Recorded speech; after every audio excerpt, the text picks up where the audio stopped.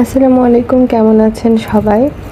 আজকে গিয়েছিলাম প্রান্তিকে বাজার করতে, কিছু কনফেকশনারিজ, গ্রসারিজ আর সবজি বাজার করতে। আসলে এখানে আমাদের সবাইকে নিজের কাজ নিজে করতে হয়। আব্বুর কাজ, আম্মুর কাজ বা ভাই বোনের হেল্প। হয়তো আব্বু বাজার করে দেয় বাসায়, আম্মু রান্না করে।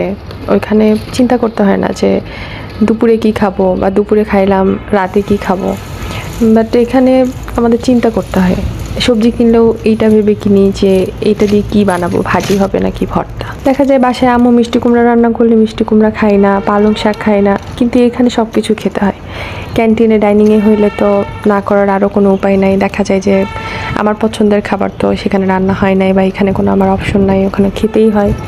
নিজে বাজার করলে হয়তো এই জিনিসগুলো একটু অপশনাল হয়, চাইলে হয়তো বাদ দেওয়া যায়। তো নিজের মতো করে বাজার করি। হয়তো আম্মুর মতো রান্না করতে পারবো না বা পারি না, চেষ্টা করি একটু রুচি চেঞ্জ করার। ক্যান্টিনে ডাইনিংয়ে একঘেয়ে খাবার খেতে খেতে খুব বোরিং লাগে। তো চলে আসলাম বাজার করে আমার হলের সামনে। এখন এই যে এক গাদা বাজার নিয়ে হলে ঢুকতেছি। অনেকেই ক্লাস শেষ করে আসতেছে। এই যে আমাদের হলের বিড়ালগুলো কি আরামে ঘুমাইতেছে, ওদের দেখলে হিংসা হয়। ভাই, ওরা কি আরামসে লাইফ লিড করতেছে, পুরো রিল্যাক্স।